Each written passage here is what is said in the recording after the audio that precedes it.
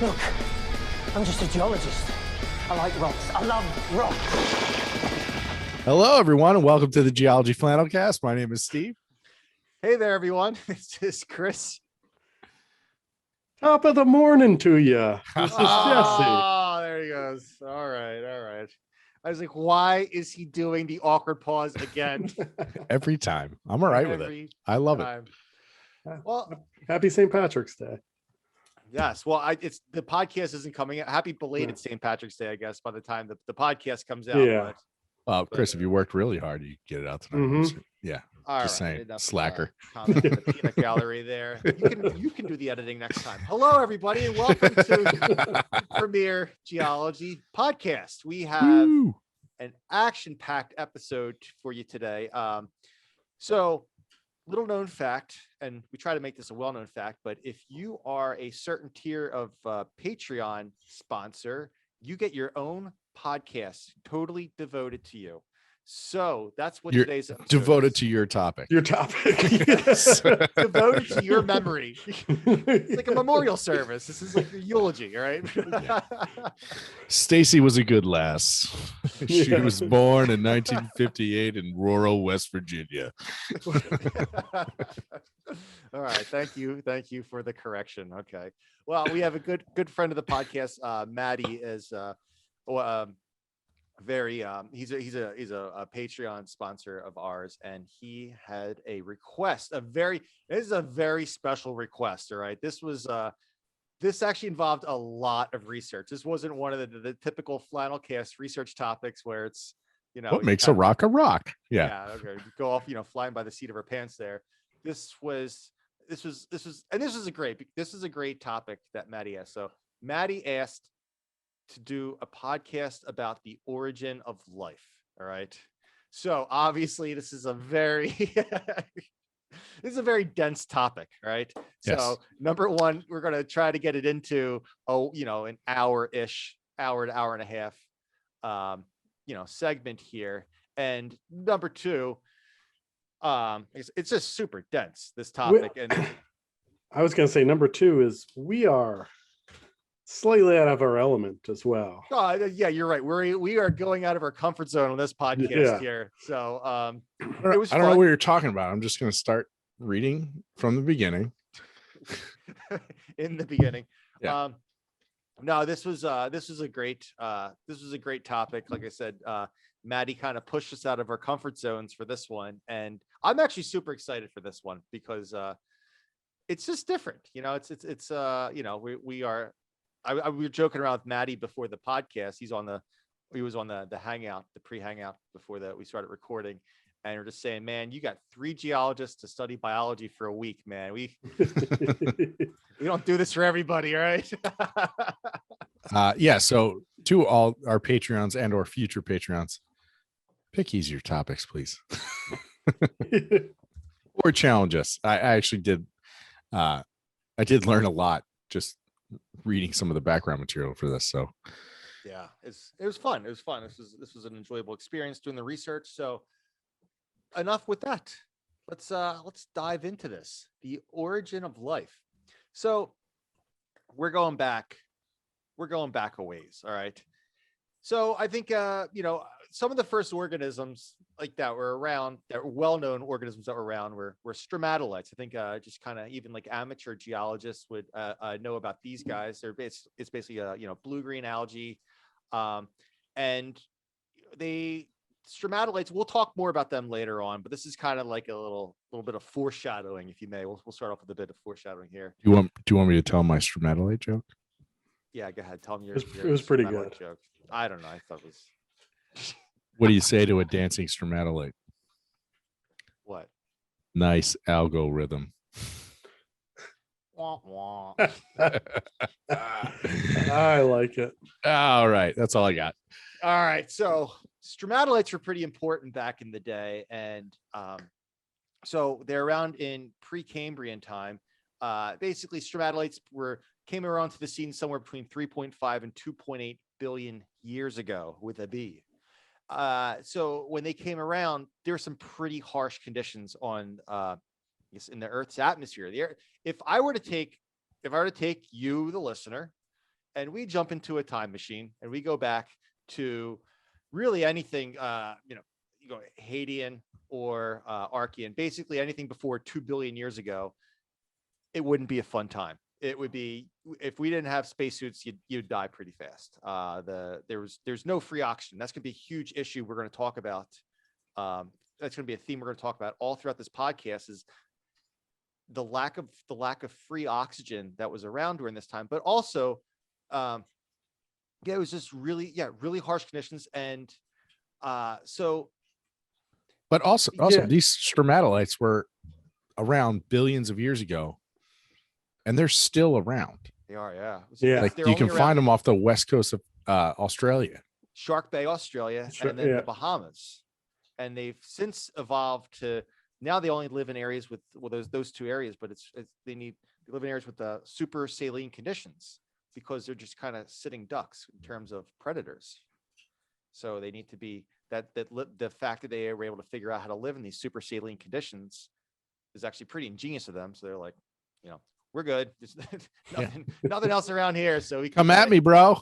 I've been here for billions of years. Yeah, right. So anyways, so this is around, we're talking, the whole podcast today is going to be about Precambrian time, right? And once again, we're dealing with like billions with a B years ago. And, this is, once again, we're getting to this topic of talking about Precambrian time. We're dealing with deep time here. And this is one of the most difficult concepts to comprehend as a geologist, just with some of these years that we're throwing around. All right. So, I said these stromatolites came onto the scene about, like I said, during mid to end Archean period, and there was no free oxygen around. And because there's no free oxygen, that means that there's also no ozone layer as well.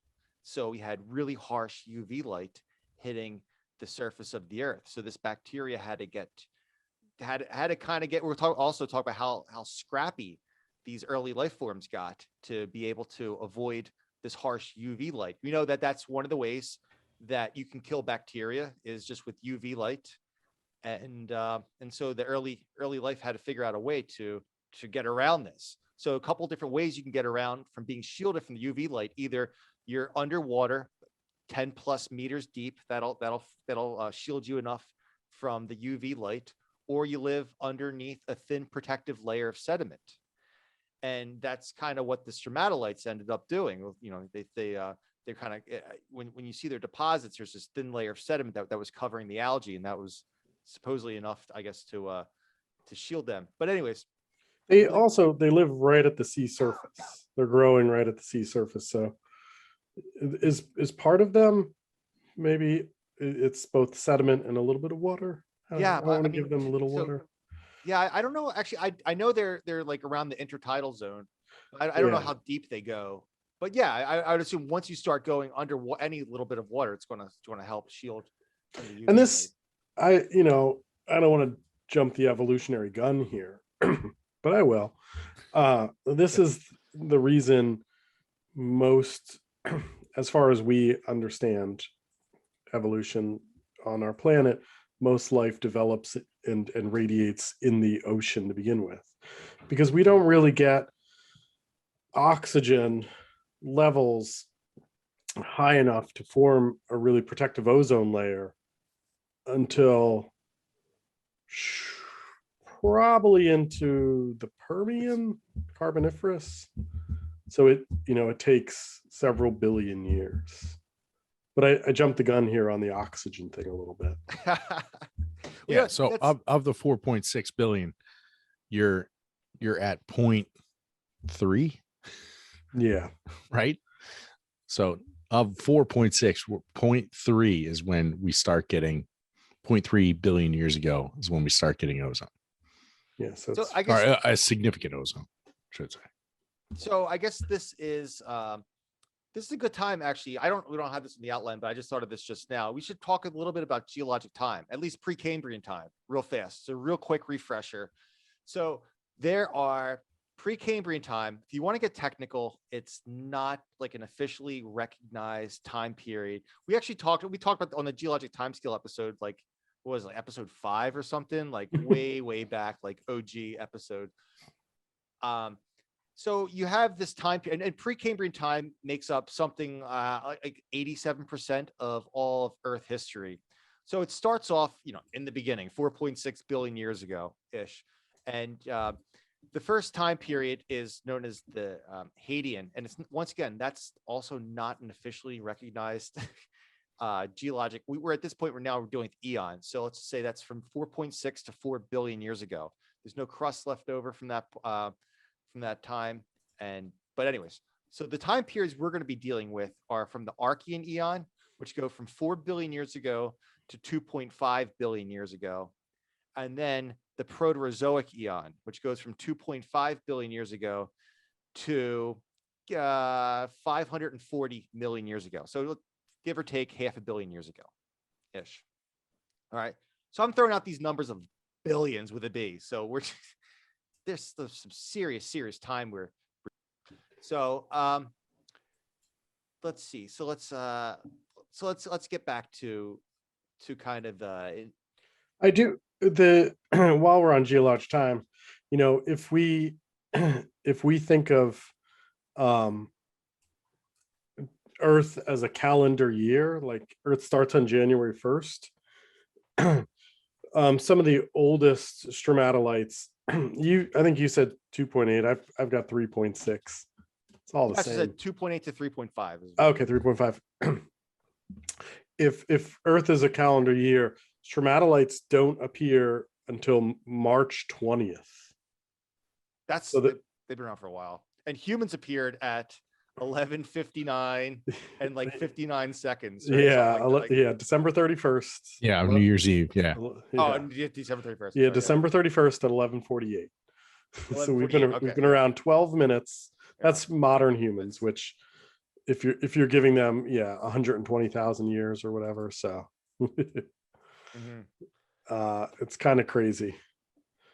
Most of the Paleozoic, so the Cambrian, the Precambrian takes us from January 1st to November 18th. Yeah, and we do get into this in our geologic time scale. That was episode 28 from August of 2015. Yeah. So feel free to review that one. 6 years ago. 2015. Yeah. 6 Yeah. years. All right. So the first fossil life is found at the beginning of the Archean eon. All right. So that's kind of pushing closer to 4 billion years ago. That's like the this stuff that we have, it's obviously it's not complicated life, right?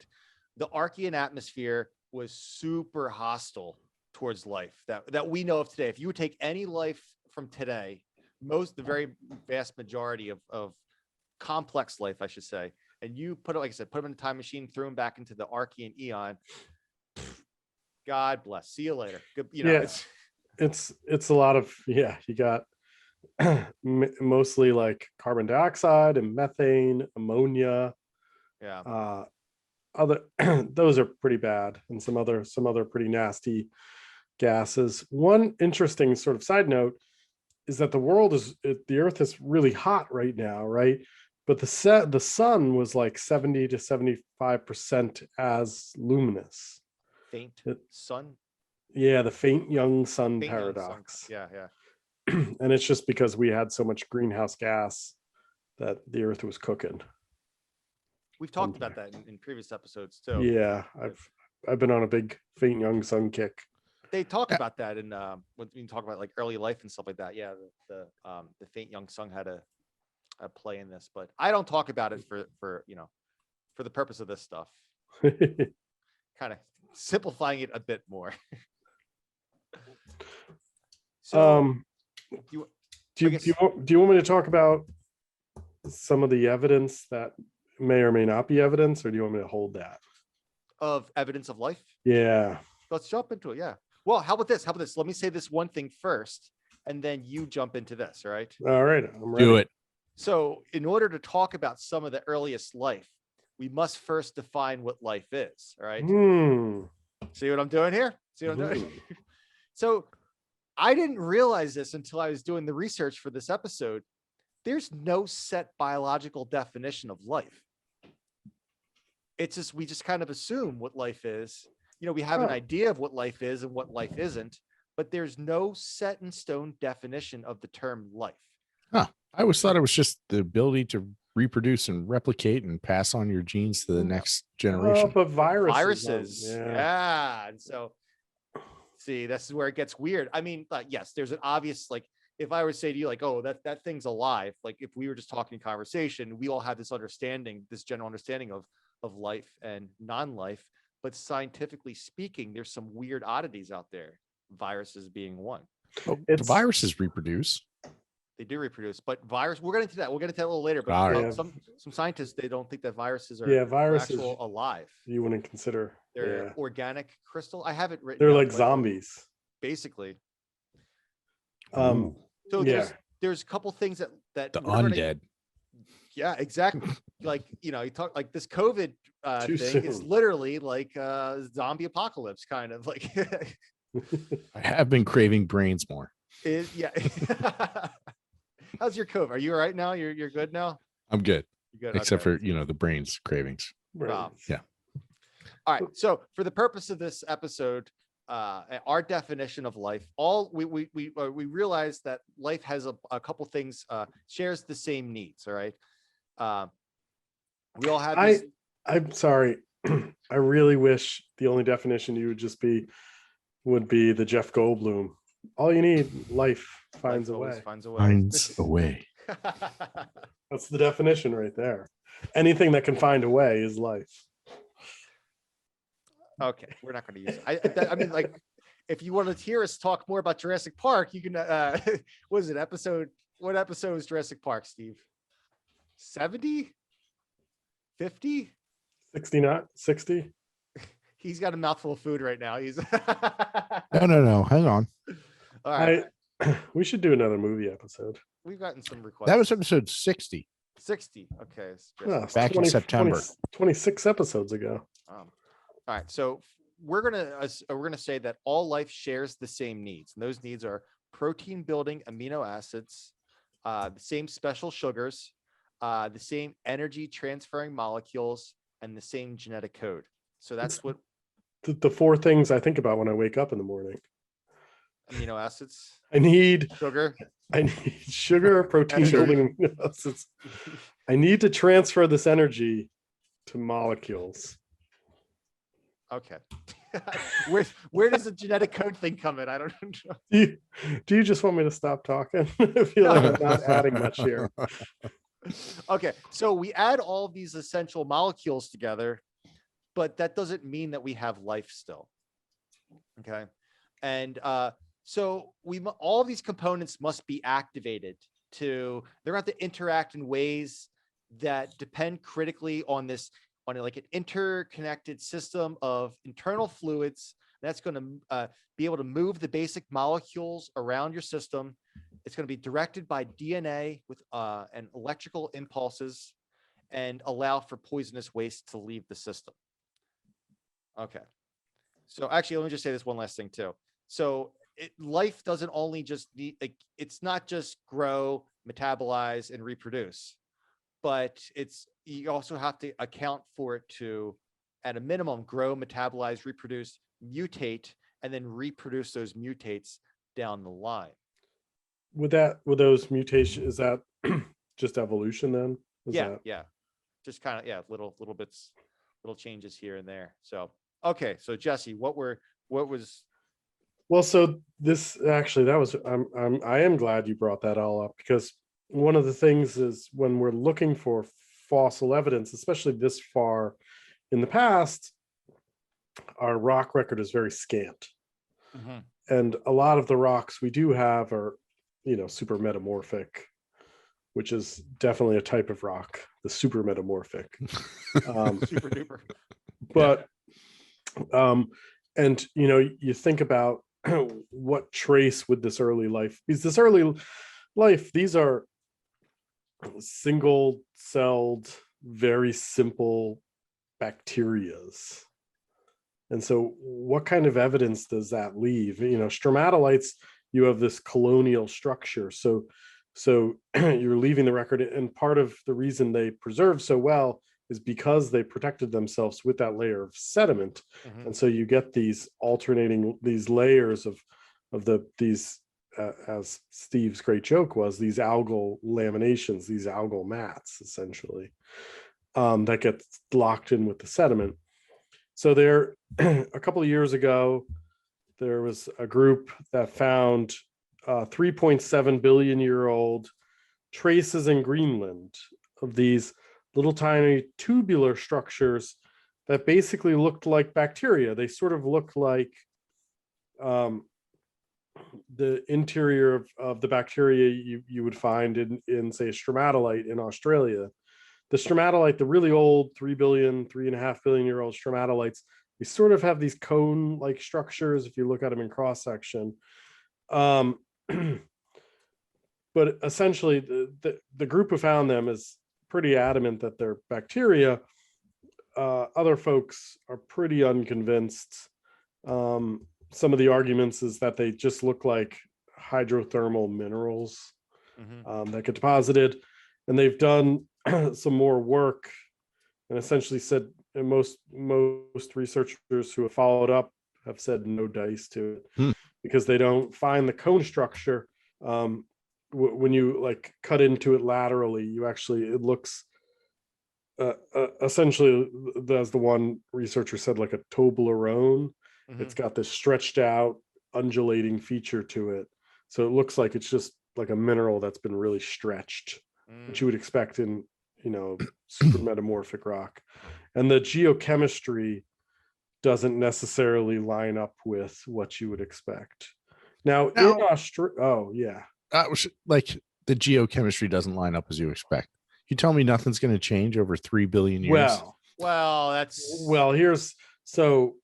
There's a newisher study out of Australia, out of the Jack Hills region of Australia, which good day, is the cradle of life, as I call Australia, and with all of the venomous and poisonous creatures they have, it's also it's cradle to grave, because it's where life started and it's where you will end. That's where you will end. What's the difference between venom and venom? If it bites you, you die. Poison, if you bite it, you die. Is that how it? That sounds like a good definition to me. I think that's what it. Anyhow, they found within zircons what they would call chemo fossils, so chemical traces of a certain carbon-based, like carbon isotope-based molecular structure that is sort of beyond me, but you find oftentimes synthesized in organic carbon. So can we take one little step back? So nope, I've put a period like on when this. Jesse says they look at the rock in cross section, they actually cut the rock in half, glue it to a piece of glass, thin that rock down so thin that you can actually shine light through it and you can see the internal structures of things. And you can actually thin it down so much you can get atomic structures of things. If you use something like a TEM transmission electron microscope, it actually goes through the material. And then for the zircons are just really really robust, really tough silicate minerals that it's really, really hard to break down. So they last a really long time. The oldest minerals we have on Earth are zircons, and they're over 4 billion, right? Yeah, and they preserve, like when they form, they can actually take some stuff from the atmosphere and preserve it inside its structure. Sometimes they're actually little bubbles with like liquid and stuff. We're like getting little to time that. capsules. Don't worry. Okay, so the oldest zircon is 4.4 billion. Found Australia in the Jack Hills of Australia. Jack Hills, yeah. The cradle of life, as I've been saying. 4.4. So that's like, wow. That's right. That survived like everything. The moon being formed. And so this is, part of this idea here. Oh yeah, it's before the moon. That's crazy. Yeah. I know. Whoa. Back in my day, there was no moon. Part of this question about what is life and what would we look for is not just understanding where we came from, but as we send like the Perseverance rover to Mars, these are questions we need to figure out as they probe for evidence of early life, say evolving on other planets. Yeah. So what do you let's get into now, like, what do you look for? Like, that's actually a great segue, Jesse. Like, you're looking on Mars. That's why we bring him. That's why we pay him the big bucks, ladies and gentlemen. So you're going on both Mars. Bucks, both dollars. Yes, the half a dozen dollars we pay him. So you're going to Mars and you're looking for life, right? But the only thing that we know is life on Earth, right? So I always kind of think of it like this. We're looking at this we have one data point about how life forms and how life exists. And that's on this blue marble that we're all on, circling around the Earth, right? So I guess we can look at this now. And so what do we know about life? Well, let's look at generally what are we made of? So if you would break down life, basically life forms on Earth by dry weight, we're made of we're mostly just a couple of elements, right? So we're 48.4% carbon, right? Then number two, we're 23.7% oxygen, 13% nitrogen, 7% hydrogen, 3.5% calcium, 1.6% phosphorus, and basically 1.5% other elements. All right. So I agree with all that, except really only 7% hydrogen. That blows my mind. Yeah. I mean you figure H2O. I guess dry weight. That's true. Hydrogen's really light. Never mind. So Carry on. What are we like as bodies? We're 60% water, you would think. So if you're taking a mummy that's been desiccated, is this what you're going to measure in a mummy? Ooh, perhaps dry weight. Yeah. That's a good point. I didn't do research on mummies, all right, or Egyptology this week, so let's forget that Jesse asked that question and then just say that's irrelevant. All right. Yeah. It was an interesting thought problem, though. Yes. Hey, we got a long ways to go before we get sidetracked on Egyptology and mummies. Yeah. So Chris made a wonderful outline in Microsoft Word that is, good gracious, a lot longer than I realized. it has grown significantly in the last couple of days. But where would you go to get help with stuff from Microsoft Word? If only we knew. All right, carrying on. I guess we'll never know. The audience, if you're just, only you guys doing something. No, the formatting formula. For those of you who are friends of the podcast, you know that we have wonderful friends at theformattingformula.com who help us sponsor us.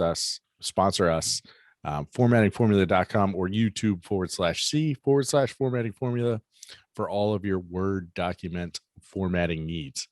And I feel like a broken record. I say this every week that it's Word. How hard could it be? It can be crazy hard. There's lots of things. Anyone who's ever had to write a exceptionally long document knows about embedding figures and table of contents and hyperlinks and bookmarks and all this stuff, and then converting it to PDF or converting a PDF back into Word, and then that whole nightmare, because if it's an old PDF, it's crazy. But you can either ask the formatting formula to help you, formattingformula.com, tell them that Geology Flannelcast sent you, or you can go to YouTube and pull videos on where you can essentially teach yourself how to do a lot of this stuff. They really are informative. So please check them out. Tell them Geology Flannelcast sent you, formattingformula.com or YouTube/C/formatting formula for all of your Word documenting needs. So yeah, Chris, I did look at this outline. I feel like this is a coal episode all of a sudden. Break- where we're gonna have to break this down to like four different episodes. We'll get through. We'll get through. All right. So okay. So like I said, I went down. We're basically by dry weight. You take out all the water weight. We are made of carbon in order: carbon, oxygen, nitrogen, hydrogen, calcium, phosphorus. So those 6, and then the rest, the other 1.5% is others. So there's 6 elements that basically make us up. So let's. What do you think your others are? Like mine's probably like, I don't know, Frosted Flakes. It's like what you had for breakfast. Mine's probably lead from all my master's research. Yeah. Just getting dumber by the moment. Oh. Yes, mine. I would have to put some coal in there. Here's That's just more carbon. Jesse's Oh, 1.5 right. other just gets added to like the carbon. The other, tally. in all honesty, the other is I think just kind of like iron, aluminum. It's like a couple other little. Yeah, it's got to be your bits. minerals like that. Yeah. Frosted Flakes. Yeah, where the hell did that come from? All right. So breaking it down, carbon, obviously we know carbon is super important. We are carbon-based beings. But in inorganic matter, carbon is only like present in minute quantities. So that's kind of interesting that for life, we're like super enriched in carbon compared to just stuff that is not organic.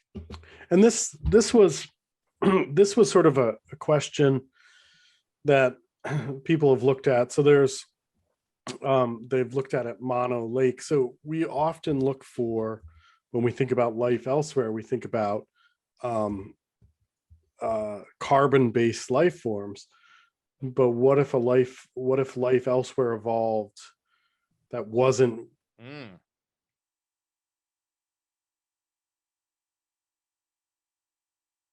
super acidic? Yeah, or is it? It's alkaline, right? Oh, I'm sorry. Yeah, super alkaline, just very inhospitable. And so they thought they had found like bacteria in there that was not carbon based, but I can't think off the top of my head. It was like fluorine based or phosphorus based or something. Yeah. It turned out maybe not to be the case, but it was an interesting sort of thought experiment about, we think about it being carbon based, and that's part of it. It's what we know. But this sort of leads to this idea of like, maybe there was early life that also evolved that wasn't carbon based on Earth, but it just didn't make it given the conditions. Yes, hold that thought, because there could be several directions of life. Yeah, right? holding. Who's to say? I guess we'll get into it in a little bit, but a spoiler. I thought it was the circle of life. The circle of life. Elton John Lion King said it the lied best, to me. But who's to say that life came about only once, and that it could have potentially there could have been several starts of life independent of all each other. There could have been many starts of life. Some died out, some just didn't hang and didn't make it. So we'll get into that a little bit later in the outline, but this is where this topic gets like super, super complicated, just because we'll never know. We'll never know the answer. Was there just one start of life, or were there many starts of life? Yeah, I can just say, prove it. You just say, prove it. And then that's that. All right. So chugging along here. So we talked about carbon. Next down the line, nitrogen. Nitrogen, we know, makes up 78% of the Earth's atmosphere. So when you're breathing in air, you're breathing in mostly nitrogen.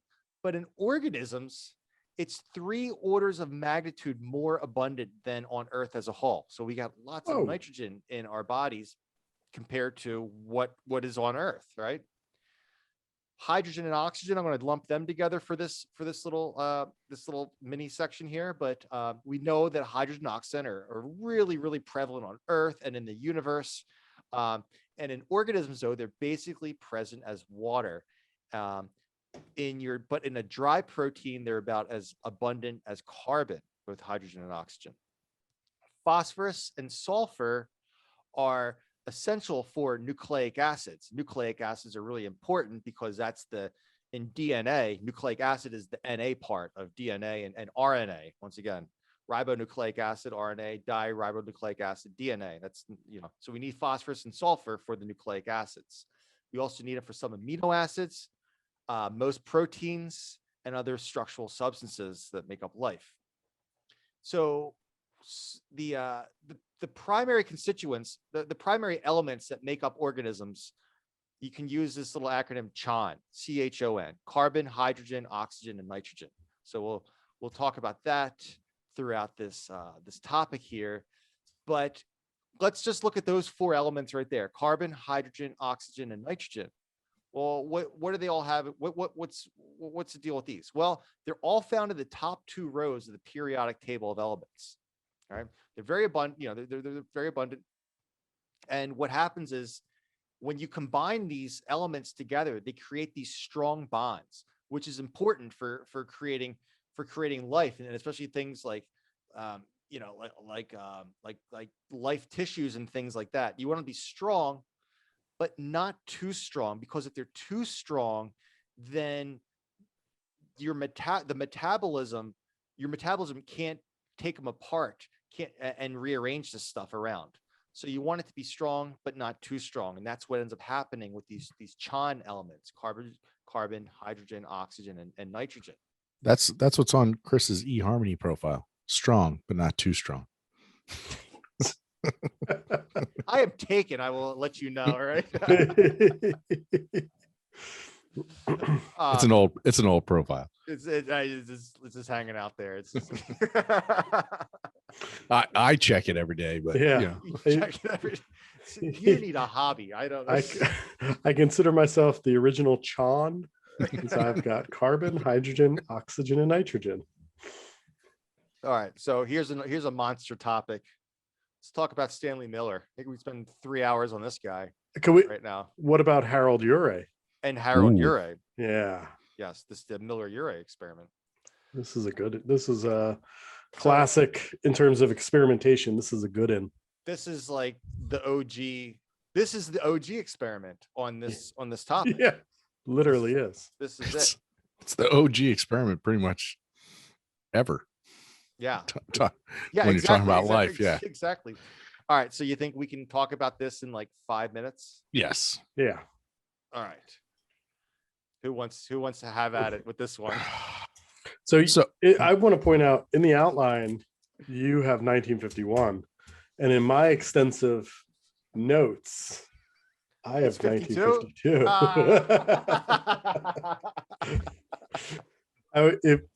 For those of you listening, I'm holding up a Post-it note, which is where I keep my show notes, all over my desk here. Listen, if that's the biggest problem with this episode, I will call this a huge success. All right? That's the biggest criticism. Don't fact check anything else. We've already covered it right there. You can see the independent auditing we do between each other. Yes.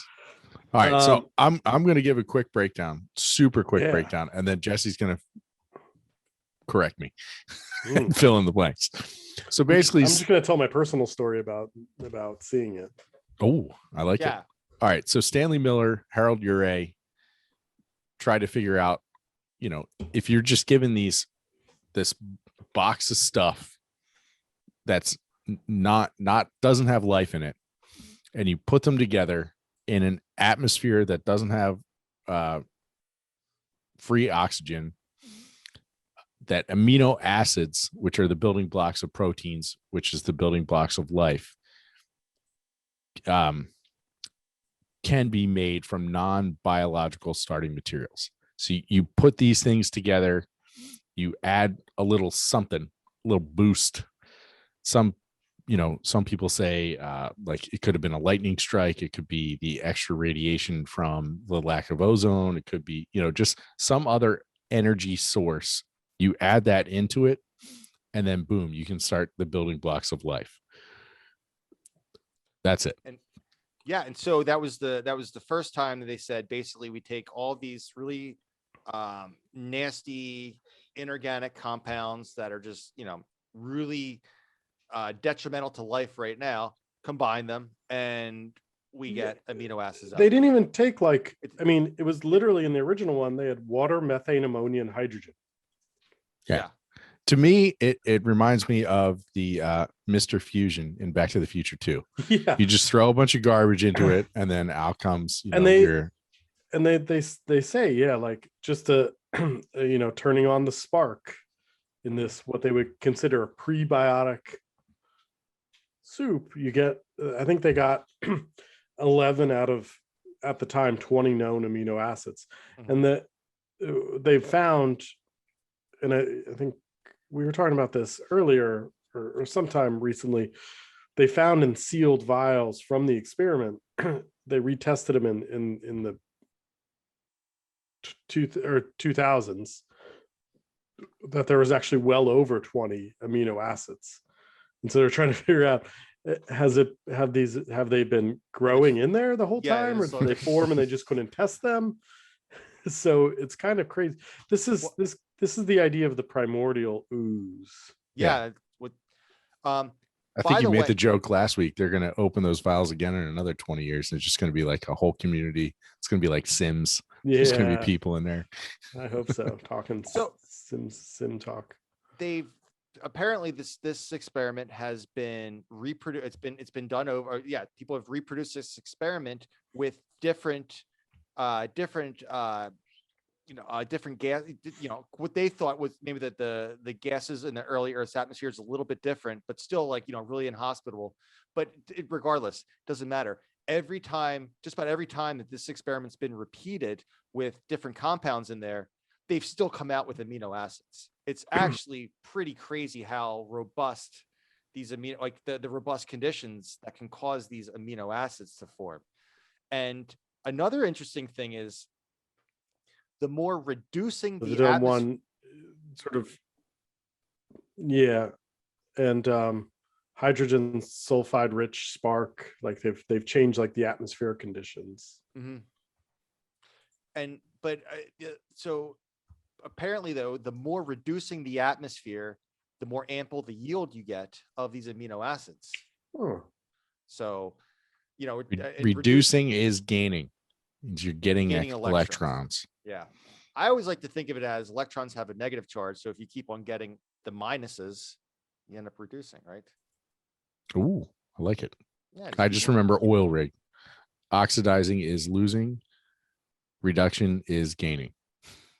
Oil rig. Oh, that's a little catchy. I like that. Yeah.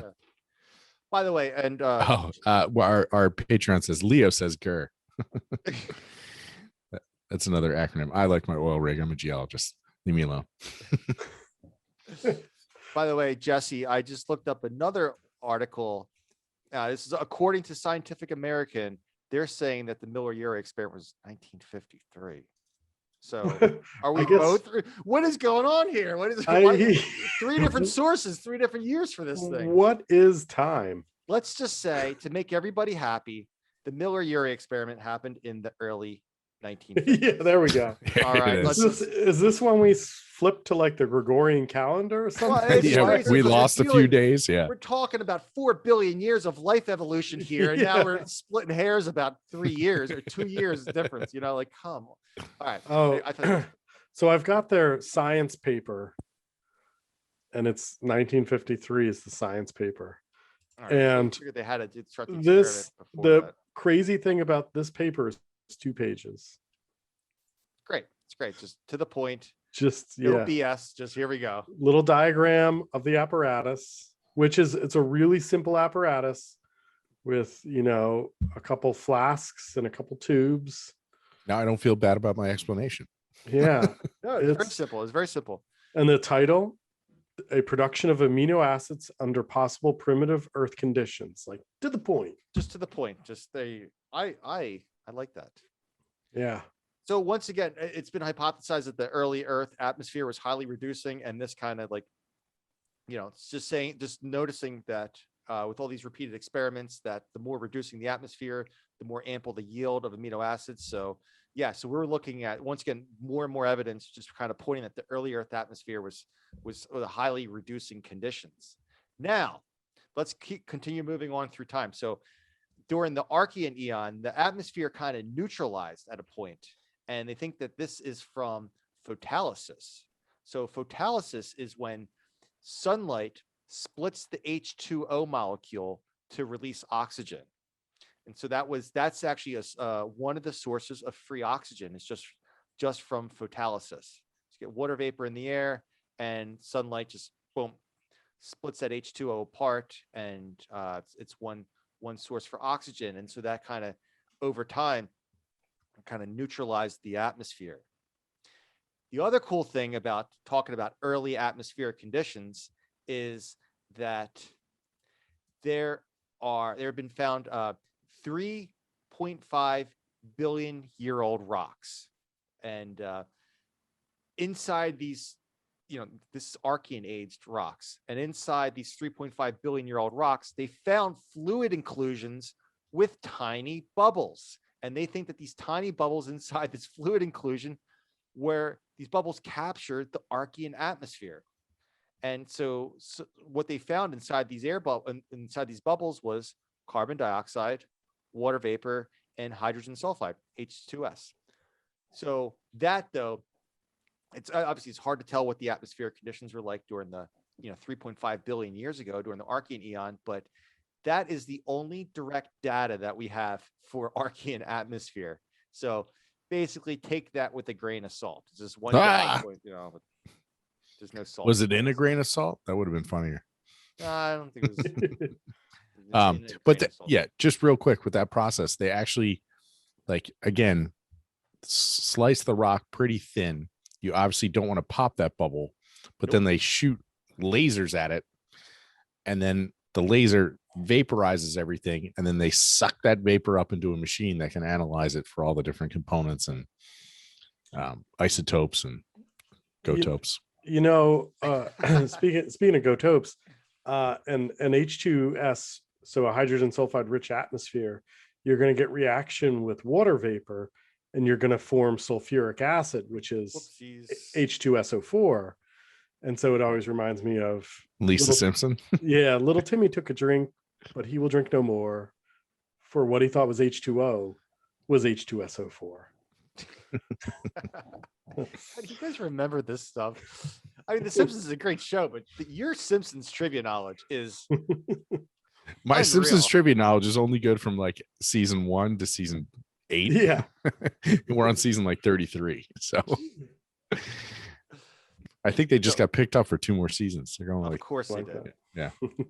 So going back to this, the Miller-Urey experiment, we know that we can, create. It's very well known you can create these amino acids, which are the building blocks of life. We'll get into that in a couple minutes, getting close to that. But we can create these amino acids from these pretty inhospitable conditions. But another place that we found amino acids are on meteorites. All right. Yeah. So on meteorites, we found, not we, like collectively, like the Flannelcast have found this, but other people out there have. Speak for yourself. You don't know what I do in my free time. You find amino acids on meteorites, because that's pretty amazing. We've actually talked about this on the Flannelcast in previous episodes. A meteorite known as the Murchison meteorite in 1969 from Australia. They found membrane-building lipid-like organic chemicals on that meteorite, plus all five nucleotide bases. All right, and so this is kind of going to set us up for the nucleic acids. These nucleotide bases, basically very, very watered down, but when you get these nucleotide bases and they attach to sugar phosphate chains, you can get DNA and RNA now, starting from that. Once again, showing that these essential building blocks of proteins can form in an environment lacking free oxygen or free O2. So that's really important. And it's not just the Murchison meteorite in Australia where people have found either the nucleotide bases or the amino acids. There's been other meteorites as well that have documented this. So long story short, we know that we can get these basic building blocks of life in an early Earth, which lacked free oxygen. All right. We know, and this isn't in the outline, but we also know another reason that we know that there's no free oxygen on Earth is because there's no evidence of any rust or oxidation in the rock record from rocks of this time. So that's another thing. We don't see these we call like red beds, or these red sandstones and mudstones showing up until a little bit Biffs. later. The biffs. Yeah.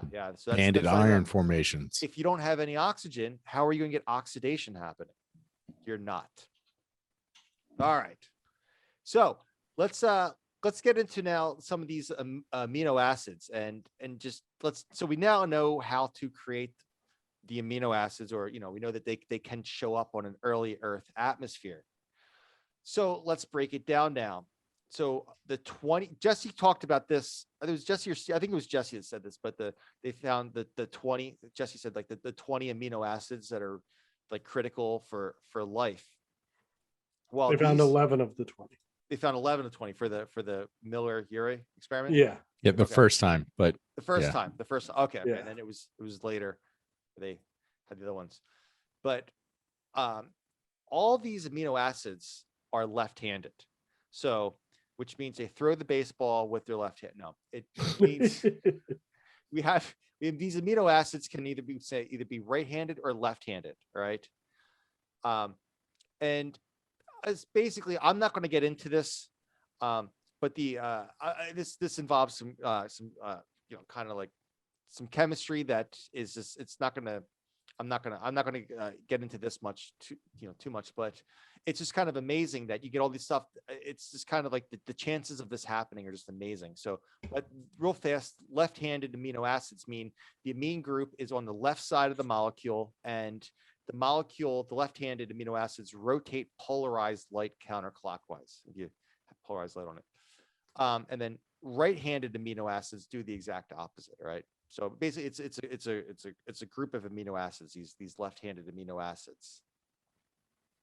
So, the 20 that are critical, the 20 critical protein-building amino acids are all left-handed. They all fall into this one group. But then in contrast, biologic sugars are all right-handed amino acids, which is kind of interesting. So kind of diving into this a bit more, amino acids and sugars of non-biological origin contain an equal number of right-handed and left-handed molecules, right? And this is known when you have the equal number of right-handed and left-handed molecules. This is said to be racemic. That's the term you use for that, right? But you can't make spiral molecules of DNA from racemic acids and sugars. So something had to have happened to concentrate all of these left-handed molecules together to end up getting DNA. All right, you can't have just this normal mix of the right-handed and left-handed molecules. So something unknown to us concentrated and arranged these molecules to yield the property of handedness, right? Which we're going to use this term chirality. That's going to come in a little bit later. All right, so just had to throw that out there a little bit. But apparently now, back to the left, like stringing all these left-handed molecules together, these left-handed amino acids, apparently there's been studies done that suggest that once you get 5 amino acids of the same handedness that are linked together, they will preferentially add others of the same chirality. Chirality comes from, it's the Greek for hand, the same handedness. From a racemic or a mix, we have right-handed and left-handed. So once you string together 5 of these left-handed amino acids, chances are it's easier to keep on getting more left-handed amino acids to get strung along. And that's what we need to get DNA forming, all right?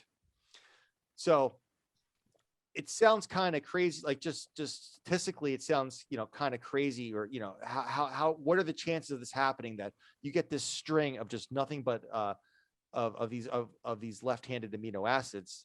But you have to remember, we're dealing with geologic time here, and over geologic time, you could very well get these 5 amino acids of the same handedness, or chirality, as I said before, linking up. And then once you get that 5 together, then the rest kind of I'm saying this like it's super easy for this to happen. So I just want to let you know it's not, but it's still, there's a bit of mystery involved on how this happens. I think But- part of it too is the, like you were saying, the geologic time aspect is you have to remember how long is involved here, several billion years to sort of figure this process out. We're making it seem like, oh, it's this step and then this step and then this step. Yeah. But there's which also leads to that idea about how many pathways were tried that failed. Yeah. Yes, exactly. That's I mean, think about it. We're more closely related. We're time-wise closer to the T-Rex than the T-Rex is to the Triceratops. Dealing with some deep time, baby. But that's what I'm saying. Like, just we're talking about 65 million years from T-Rex to us. Mhm. Obviously not a perfect lineage from one to the other, but the differences in life just 65 million years ago. 66. So sorry, 66 million years ago. Yeah. I don't want to get any hate mail. No, you're right. I don't want to get any hate mail. But the differences in life just over 66 million years ago, it's a long time ago. But when we're talking about this deep time stuff, 66 million years ago ain't no thing. It's like a blink of an eye from what we're talking about. Yeah. Well, So all right. to get 5 things lined up, I think it could happen. Yeah. So, okay, now we get into this oxygen problem. We kind of hinted at this earlier. I think we did hint at oxygen. If we didn't, then whatever. Now we're getting to it. Now we get to the free oxygen problem. All right.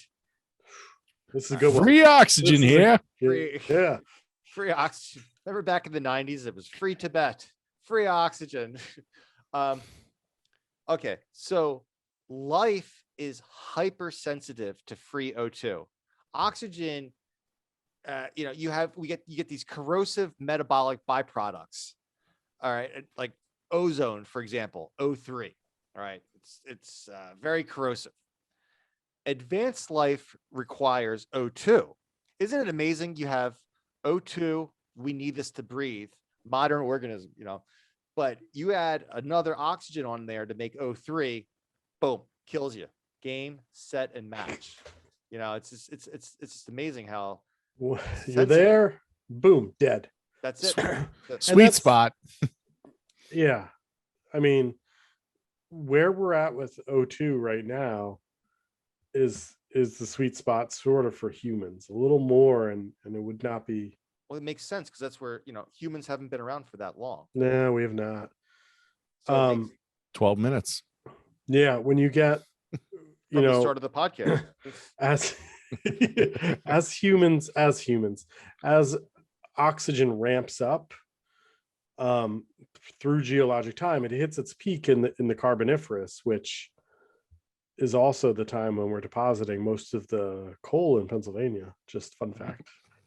Just want to drop that in there. Could be a Flannelcast episode unless Jesse mentioned coal. Thank you very much. And part of the reason is because you have all this O2 because there's all this plant life drawing down CO2, but the O2 allows the one thing it really loves all this high oxygen atmosphere. Insects. Yeah, bugs. You get these dragonflies with 2 meter wingspans, which I cannot picture a more nightmarish world. You give me a cockroach that's like 3 feet long, I'm gone. Yeah, no thanks. I have enough dealing with like the palmetto bugs down here in the south. All right, I would light a match and just end that whole world. Yeah, right. Yeah, when oxygen's that high, yeah. Yeah. Boom. It's because now, from my understanding, like, listen, I'm not a botanist here, but let's see. It was explained to me that insects don't have lungs, and insects absorb oxygen through their exoskeleton, through like pore space in their exoskeleton. Yes, And I believe that's true. Yeah. the size of the And it would be insect is proportionate to the amount of oxygen in the atmosphere. Yes. And that's why your insects were able to grow so big during the Carboniferous period, because there's more oxygen. Huh. Yeah. So the limiting factor for insect size is oxygen. O2. Yes. O2, yeah. What's the ratio of O2, or what's the concentration of O2 in the atmosphere? That's yeah. All right. I believe you. Just go with it. Okay. So, advanced life forms require O2. We know this. I'm breathing in O2 now. Smells delicious. All right. Does it smell delicious? I mean, you've got your sense of smell, so it should have no odor. In this, so you've got your sense of smell, so you don't have COVID, which is good. Yeah, it's good. Okay, but something is horribly wrong inside your apartment. Yeah. Okay, but so yeah, O2 smells like this Yankee candle. Yeah. So, but byproducts of O2 are like peroxides and superoxides, and that stuff has to be reduced to water by special enzymes. Peroxide and also like these things called superoxides are extremely corrosive. All right. So what, if we get into oxidative metabolism, I should say, let me start that all over again. The beginning of oxidative metabolism starts with an aerobic step, something that's similar to fermentation. So I think that's what some of the the original bacteria were actually using, some kind of like fermentation style type of way to get their energy. So that's billion-year-old beer. That's really interesting. I would say the oxidation, like when you're saying about peroxide, I've never heard of the superoxide. It sounds awesome.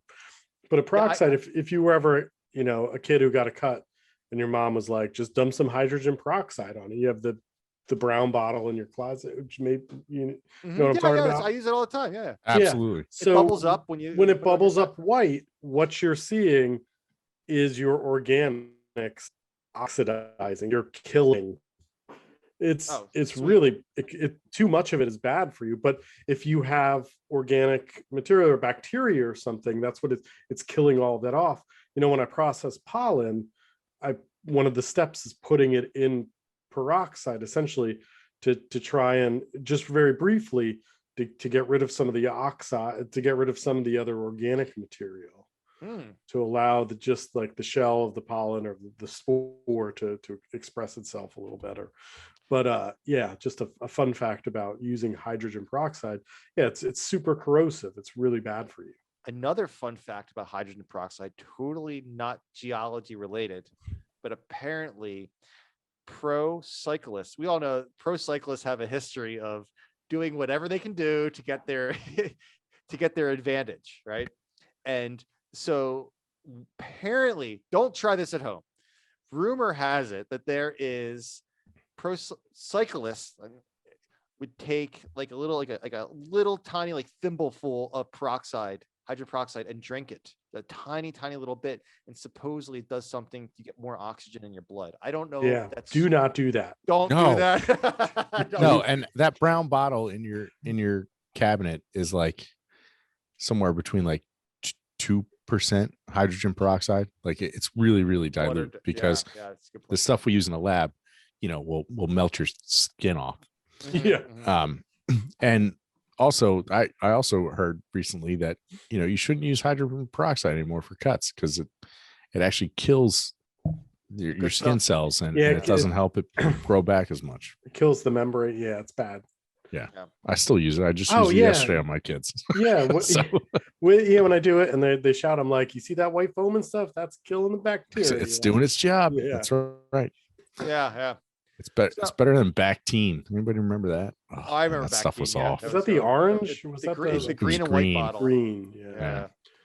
So back to the beginnings of life. So anyways, this is all pointing at the beginnings of life were anaerobic or at least anoxic, right? Once again, we're dealing with a lack of oxygen, and this further points at the early Earth atmosphere, that oxygen showed up in the Proterozoic eon.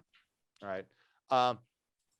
Another fun fact dealing with oxygen that I have here is that there are no primary sources of free O2.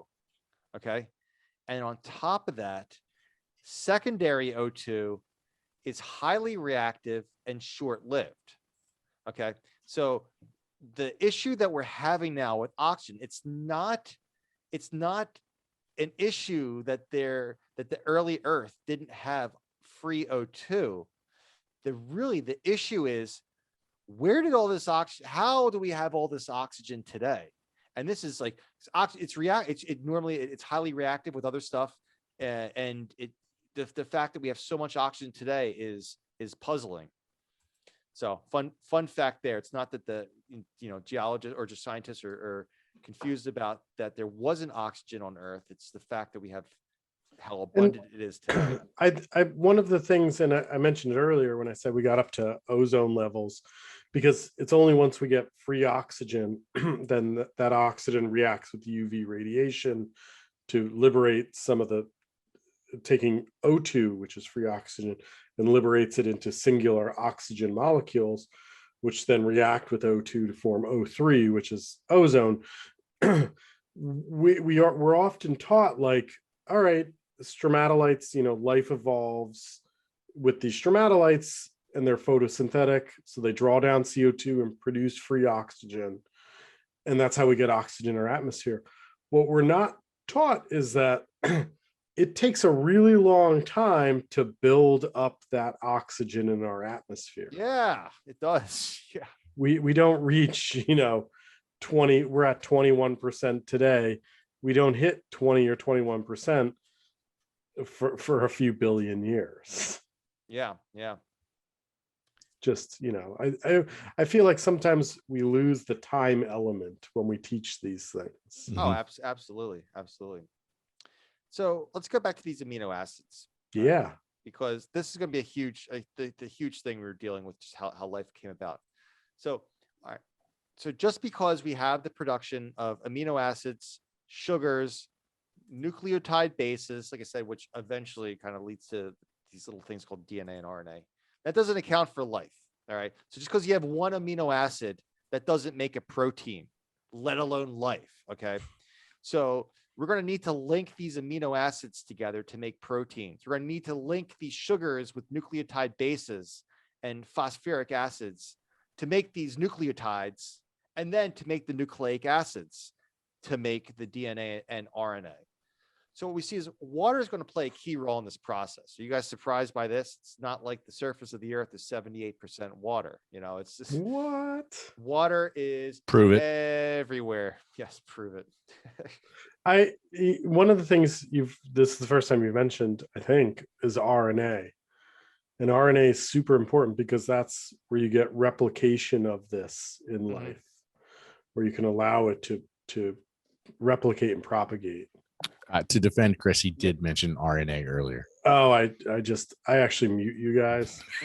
No, it's fine, because there was a solid 2 weeks where Jesse would say something and I would just be out in left field ignoring him, and then I would say the same exact thing 10 seconds later, and he would just give me this look like, I just said that. I totally forgot about that. Yeah, it did happen like 3 weeks in a row, didn't it? It was a while. I don't know, something was going on. I was preoccupied, and I was like, all right. So how does water play a role in this process? All right, you can't talk about this and not talk about water.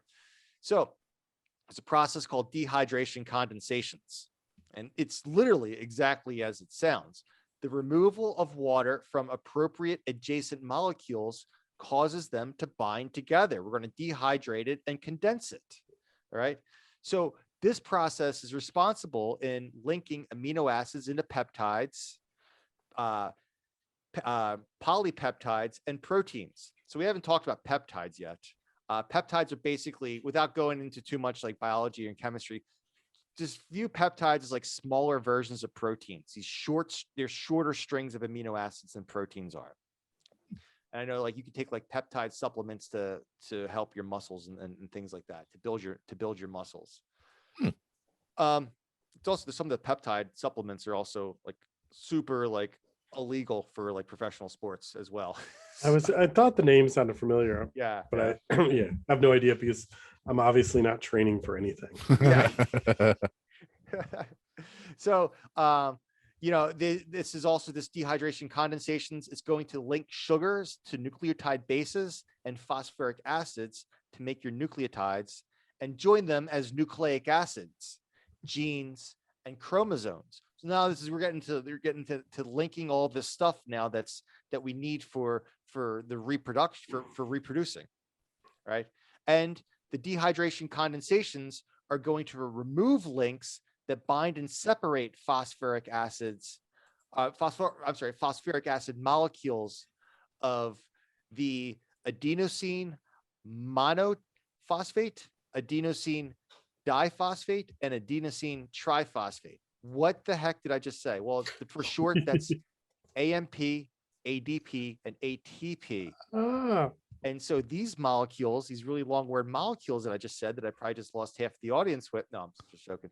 Let's just say that these molecules are in charge of biological energy transactions. So long story short, all the stuff I said, the dehydration condensations process is going to be linking all of your really, really important stuff together. To be linking your amino acids together and all this stuff that builds these proteins and these peptides, and setting the stage to make, DNA, RNA, genes, chromosomes, AMP, ADP, ATP to transfer energy inside cells.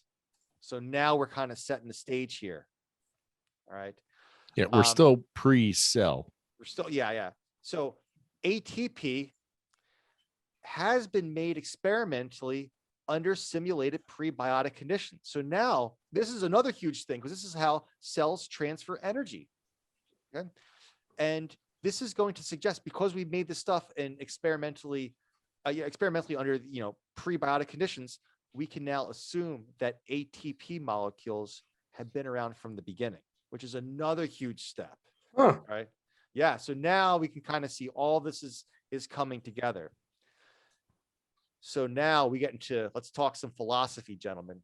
And we kind of mentioned this before, so we don't have to spend too much time on this, but even if we can create a fully sustainable, self-replicating, mutating system, this would only let us know about one pathway to life. Who the heck knows how many pathways there could have been? As we said earlier in the show, I think Steve made a point about this. And also, we don't have no idea, no evidence about how many unsuccessful attempts that there previously were at life. It just didn't pan out, and whatever, that line of life just died off.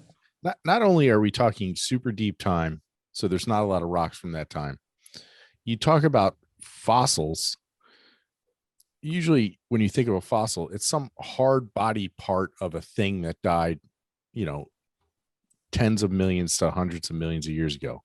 Now you're talking about proteins and polypeptides. Trying to preserve that in the rock record is, it's impossible. Well, you do, talking about proteins. Yeah, right. There are ways in which we preserve sort of geochemical traces of things, and within, you can preserve, say, lipids pretty readily in the rock, and you can preserve some of these things, but I don't know about preserving peptides. So it is kind of crazy. I do, the idea about the pathways of life is something that's just super crazy to think about. I know. But that's what I'm saying. We know the end point now, which is us. So I feel like it's easy to go back to see where it started from. But if we don't know what the end point was, like when it petered out, we don't even know what to look for. Yeah. So we don't even know what evidence we should be looking for. Like Jesse said with the Pathfinder mission, like we're kind of taking our view of what life should look like and going up there and trying to figure out what we see. But if we don't even, all these other pathways that ended, maybe they look totally different. Maybe they look like I don't know, calcite or something. I don't know.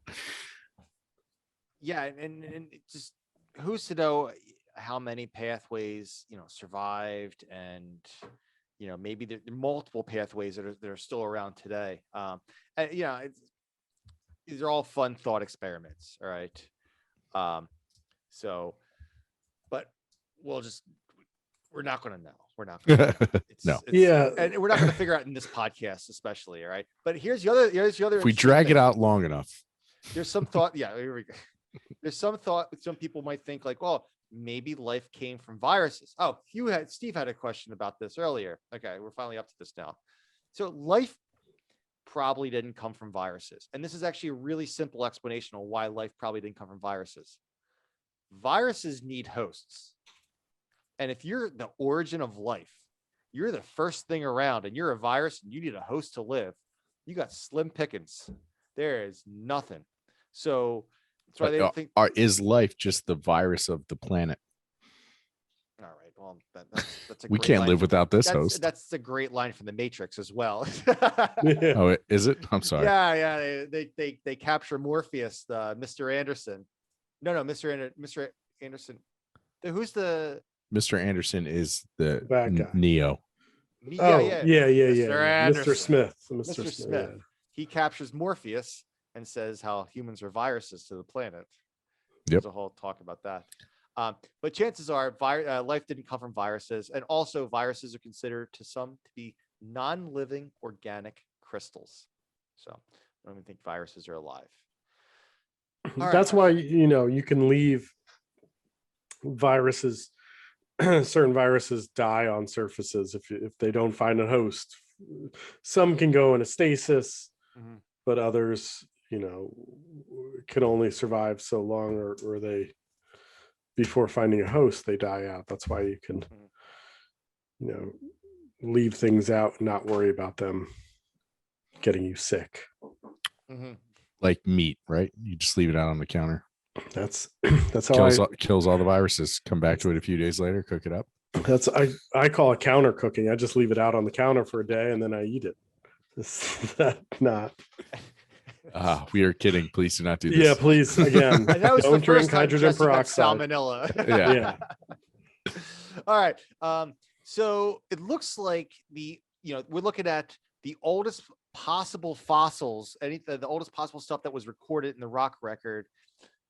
Looks like it had the size and shape of bacteria. All right. So all the evidence that we have points to microbial life in the very beginning. It wasn't just like, boom, a dog pops out of the primordial ooze of some bog somewhere and starts running around. No, we're looking at like it was probably like some type of microorganism, right? Some type of little tiny creature. Yeah, and one of the references we looked up, they had a good line, like people talking about like the earth was seeded from somewhere else, like the building blocks of life were coming in from somewhere else. Yeah. And the line was, we don't think that's true, but even if we did, all it does is push this argument down the line. Exactly. Further. Like it's just like, okay, well then where did that come from? And then where did that come from? And where did that come from? So that idea is called panspermia, where you're getting organics coming. What's that? Life seeding. Yeah, coming from an asteroid or a comet. Probably a comet, because you find comets that have signatures of amino acids on them or of organic material, but it's not life. It's just the molecular structure. The building blocks, yeah. One amino acid doesn't equal protein, gentlemen. If I've learned anything in this podcast, that's it. Yeah, that's it. So the studies point towards anaerobic microbial beginnings with a fermentative metabolism. Fermentation, right? And these early microbes had to then evolve to tolerate oxygen, right? So remember, if there was any oxygen, it was, we talked about during the Archean eon, the atmosphere neutralizes, and at first the oxygen was coming from photolysis, right? The sunlight breaking up the H2O molecule. These things had to evolve. It sounds kind of crazy because we need oxygen now for life, but the early life had to evolve to tolerate oxygen. All right. I mean, oxygen's tough. Oxygen is what kills us. Is oxidation is what essentially breaks you down. Breaks me down every day. Every day. It's what gets stains out of your clothes. OxyClean, right? Yeah. How does fire happen? It's an oxidation. Yeah. Oh, I can talk about the fire tetrahedron if you want. Ooh. Going into some health and safety stuff. But yeah, it is interesting. So the early life was most likely microscopic, anaerobic, and it was dependent on an external source of nutrition, aka heterotrophic. So heterotrophic means that it's finding nutrition, it's finding this energy from an outside source. Autotrophic, we have autotrophic cells, and that's basically you're getting energy from within, right? But the early life, the first life studies point that it was suggested it was heterotrophic and basically had it used fermentation, which is kind of crazy. The first brewers. Yeah, I'm So telling you. First person. it points to that life, a likely starting site for life was probably a shallow anoxic marine habitat that was shielded from radiation, solar radiation by water, mud, or maybe even both. Okay. But the crazy thing is also too, that doesn't necessarily mean that it started there, because we also find sulfur bacteria and hot hydrogen sulfide rich waters of seafloor spreading centers, where you get like things like black smokers.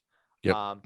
You get these whole ecosystems that never seen light before, never seen Yep. sunlight before. They're completely They evolved like under a mile of water. under a mile of water, and some of the stuff, the water temperature can be over 100 degrees Celsius. But then like a foot away, it's like 2 Yeah, 2 degrees Celsius. It's kind of like if you're out camping. It reminds me of the good old days where we used to go camping out in the wintertime, gentlemen. Do the wait till it gets to about 10 degrees out. We go camping. The death marches, yeah. We'd be huddled around this campfire. It's kind of warm. It was so cold. It wasn't even warm standing around this campfire, but No, but yeah, at that campfire where the front of you is on fire, but then your butt's cold, and then you turn around for a few minutes just to warm your butt up. Yeah. But anyway, so at these these areas where you get these black smokers, these hydrothermal vents, it tells us that we can even have these like strange, weird settings that could be a location for an initial ecosystem. So it's just crazy how resilient life is. And this is one thing that we keep on coming back to in this podcast, all topic after topic after topic. We always joke around about Jeff Goldblum's quote in Jurassic Park, but it's so true. It's probably one of the best things from Jurassic Park. There's a lot of non-science in those movies, but one of the best quotes I really think is, Jeff Goldblum saying life always finds a way. It's just crazy how this works out. So the critical first step of life for the first self-replicating system was most likely the formation of the RNA molecule. And this is what Jesse was saying a little bit earlier. But this is still a bit controversial still, but that's probably, most likely the RNA molecule came about, and that's we needed that enabled in order to have systems that were self-replicating. And you get so the earliest life forms we group into, they're in a group called prokaryotes, which are like bacteria. So they're these, single cellular organisms. There's no nucleus within that structure. So very simple life, but you need a way to replicate, and RNA sort of makes sense. So we mentioned this before. The early life was heterotrophic, and you can kind of think of them as like the hunter-gatherers of their time. I like this because we always use that with humans, but these bacteria were kind of like hunter-gatherers. So now think about this. Well, actually, we'll get into that in a little bit. Then the evolution of autotrophic organisms, like organisms that make their own food from sunlight or other energy sources, that in and of itself was a huge evolutionary step as well. But it looks like the first life was heterotrophic. And once the autotrophs came about, that could technically be considered the first agricultural revolution ? That's like me calling Jack Hill's the cradle of life. Yeah, exactly. So let's go back to these first heterotrophs. Think of them as being marooned on a desert island. You got to get real scrappy and real creative about finding food, because it's like, here we are, like, this is it. We are like we're the first life. Like, you're gonna, it's gonna be really, really hard for this stuff to find food, right? So be real scrappy to survive, and start thinking of like extremophiles. These are we didn't talk about this term, but these are the type of bacteria that can live in these really super inhospitable conditions, like these, Inhospitable to us. Yeah. Good point. Yeah. So here's the other crazy thing about bacteria. Another fun fact about bacteria. Bacteria has evolved the ability to repair DNA that's been damaged by UV light. So this is how you get like skin cancer, is the UV light coming from the sun, this high energy light coming off of the sun, destroys your DNA, screws up your DNA. And over time, that's what gives you cancer. It's this damaged DNA. Free radicals. Woo! Bacteria can actually repair that damaged DNA. I didn't know that before doing this. Yeah. And so that's another line of evidence that this stuff evolved when the Earth had basically hardly any free oxygen in its atmosphere. So this stuff had to be able to repair its DNA because it's getting pelted by UV light. All right, and then so moving on, and so let's move on to the autotrophs. Your primordial autotrophs could have harnessed energy from a few sources. So sunlight, chemical sources, are also geothermal sources. So we know that sulfur bacteria, these are, you see this bacteria actually survives around these Hydrothermal vents. Thank you. They're able to oxidize hydrogen and sulfide to free the sulfur and sulfates without any free O2, right? AKA they split H2S, hydrogen sulfide, instead of splitting H2O, water. So now what ends up happening, I think, is if your hydrogen sulfide was in short supply relative to H2O, we know we got a ton of H2O on Earth. This would result in this active selective pressure to start splitting up the stronger hydrogen oxygen bonds that are in water, H2O, as an alternative energy source. So, but the thing is, now you need to get chlorophyll, specifically chlorophyll A. We'll get it. There's two different types of chlorophyll A and chlorophyll B. More like borophyll. Yeah, I was waiting for it. All right. So the chlorophyll is needed to split the H2O molecule. So then you got to get the chlorophyll coming about now. Long story short, if you're able to split the H2O molecule instead of the H2S molecule, you can get a 12-fold increase in the amount of biological energy available than with the anaerobic photosynthesis. Boom. Like, they're just like, oh, just use the water. You get more energy out of it. So what are we doing? Messing with this hydrogen sulfide? Like, what is this? This is water. There the whole time. So minus the chlorophyll A thing that we just talked about, these bacteria had the characteristics of metabolically advanced bacteria, and they share their traits with both algae and bacteria. And interestingly enough, we'll end with this. Well, actually, for this part, a more advanced form called protochloron was discovered that contains both chlorophyll A and chlorophyll B.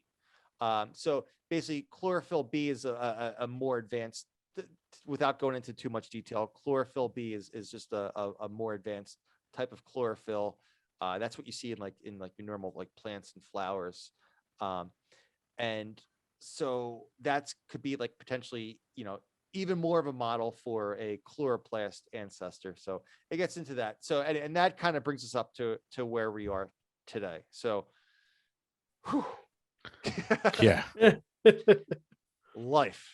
There you have it.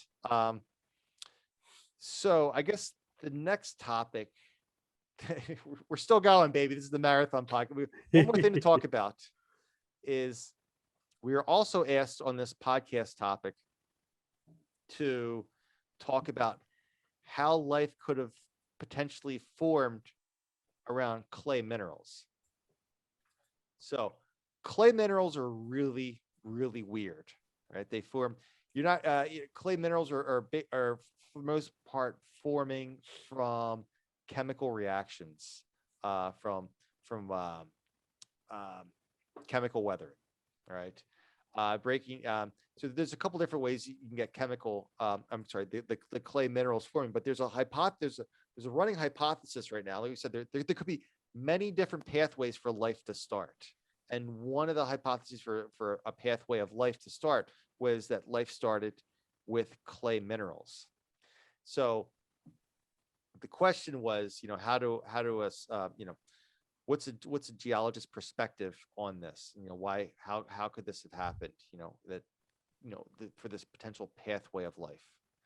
And so we're talking about this a little bit before we started recording today, but well, number one, when you're dealing with clays, you're getting a ton of chemical reactions that are being involved with these clays, just to form them, and just being around the clays, they just kind of tend to harvest, or not harvest, I should say, but be like a great spot where you naturally get a lot of chemistry occurring around these clays. But the one thing that we were talking about, the one interesting thing is we were thinking earlier before the podcast started, if you can get these like amino acids and stuff like that kind of finding their ways into the pore space of the clay, it's a great place to shield itself from the UV light. So, and then also clays also have, I just thought of this right now, but clays have a lot of water involved as well. And so that could be another. They can, yeah. Yeah, like those montmorillonites, they have that tetrahedron, octahedron, tetrahedron configuration, and that octahedron spacing, allows for, what's the word, stretching, filling out, like essentially your clays can swell, shrinks well. Yeah, the old TOT. Yeah. So if you have that, there's accommodation space in there for other things, the water maybe with some of those amino acids, but that's the extent of what I know about and that's montmorillonites is the clay that they expect this to have happened in. Mm-hmm. Which, the conversion of fatty acids, that you could get RNA sticking to the clay. It allows, I don't know, within the structure, the RNA to attach to the clays, and then they can absorb additional fatty or lipids, so fats that allow them to then expand and divide. And this is totally anecdotal, but if you've ever walked through expanding clay rich soils, it is sticky. You end up with moon boots. That stuff just sticks to each other, sticks to everything, and just you end up walking through just like your boots become 20 pounds each, and it's awful. I had that experience this weekend. I was telling you guys about that trail run that I was on.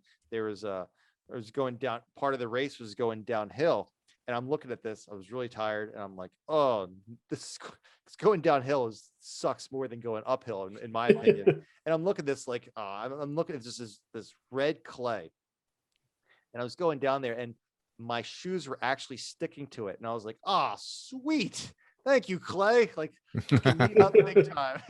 Nice.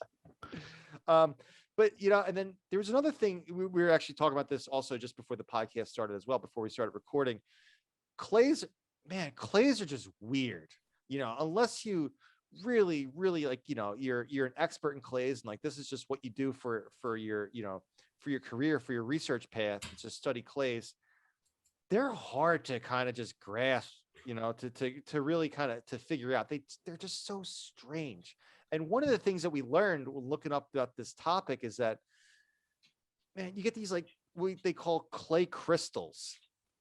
And guys, stop me if I start botching this explanation, but when these clay crystals, when they basically kind of reproduce, I guess you could say. Would that be the good term to say with them? Like, they have like this like lineage almost, that they pass down this lineage. So like if there's like a clay crystal, and as they're growing and the crystal cracks, then the crystals that form after that inherit that crack in the same spot. And it's really, really kind of So Strange.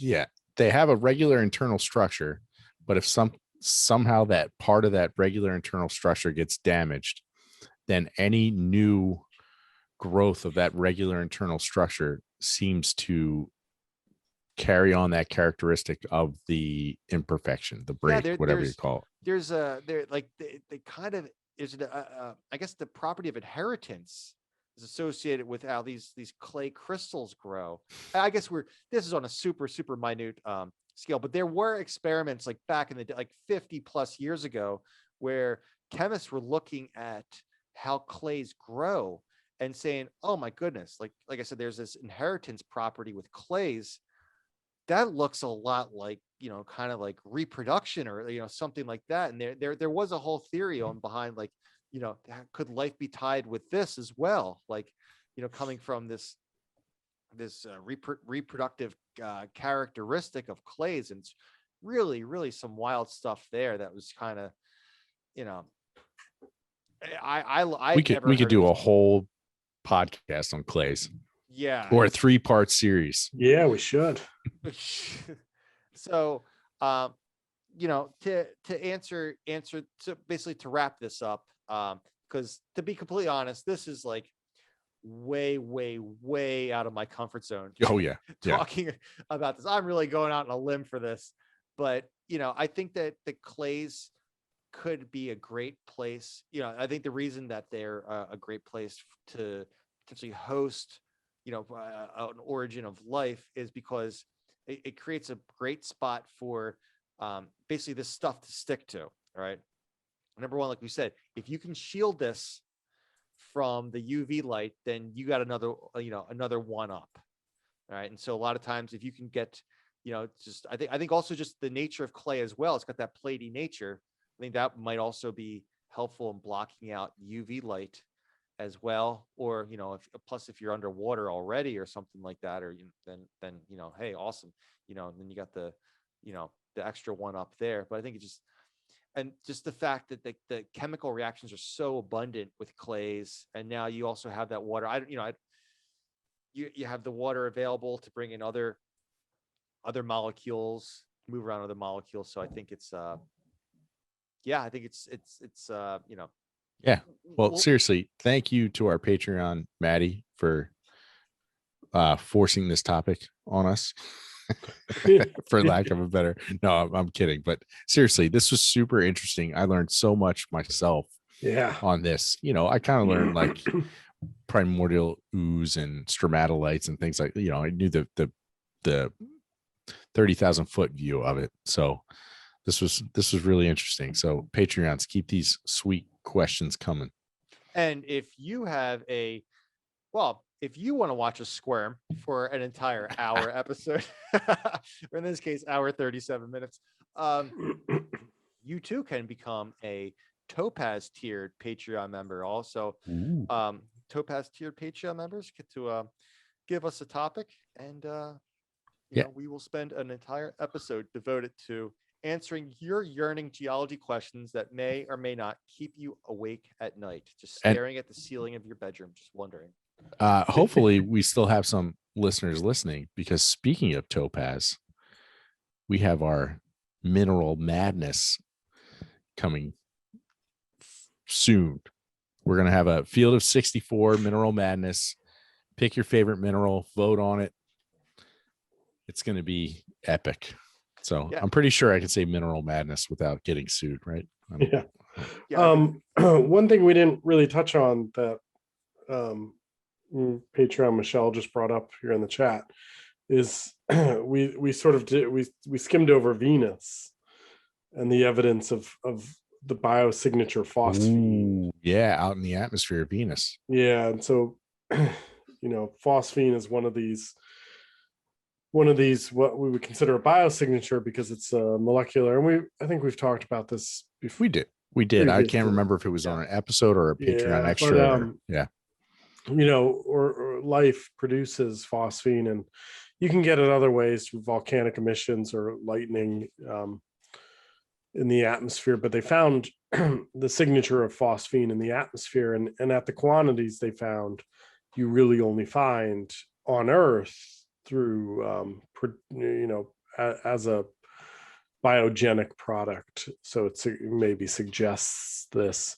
And it's again one of those ways in which we think about, what do you consider life, and what would you look for, and these are sort of the things we think about.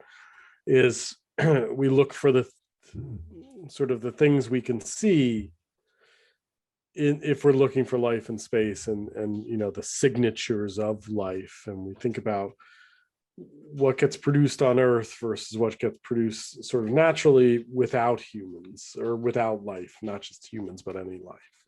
And phosphine is one of those things. It's going to be interesting to see in the next few years as they start looking at this a little more closely. Now, I thought I heard something that there was another study that looked at that phosphine thing on Venus, and they did not agree. This other study did not agree with having the phosphine. Phosphine fight. Yeah. Yep. Also, Michelle, Chris yelled at us for doing too many topics on stuff in outer space. So, but now that we have Patreon asking for it, Anywho, all right. Well, thank you everybody for listening. Please check us out on Facebook, Twitter, Instagram, the interwebs, www.geologyflannelcast.com, YouTube. Make sure you like us, subscribe to us, and then if you really like us, become a Patreon. You can ask us questions like Venus ? And we're contractually obliged to at least talk about it. Also, check out the merch section on geologyflannelcast.com if you want to just do a little help us out in a one-time support of the podcast. You got t-shirts up on there, coffee mugs. Supposedly the coffee mugs may or may not make your coffee taste at least 20% better. So that's been the studies show it does improve your coffee taste by 20%. Okay. And I have my nice green St. Patty's Day Flannelcast t-shirt over here to demonstrate. So yeah, check us out. Yeah. So all right, guys, that wraps it up for that one. Cool. Thanks so much for listening, guys. Love you guys, and we will catch you next week. Oh, action-packed episode next week. Ooh. We got the captain coming on. Man, friend of the podcast. We're excited about this one. This is We're gonna got a little talk about geologic women in geology over history. Yes. Which is timely for Women's History Month, which is March. Yes. So anyways, we're excited to talk to Kelly again. She hasn't been on the podcast in about a year or so. So get her back on the podcast, see what she's up to. So excited to talk to her again. So anyways, that's what we got planned for next week. Love you guys. Come back next week. Thanks for listening. And we'll see you guys later. Bye. See ya. Bye. Thanks for stopping by.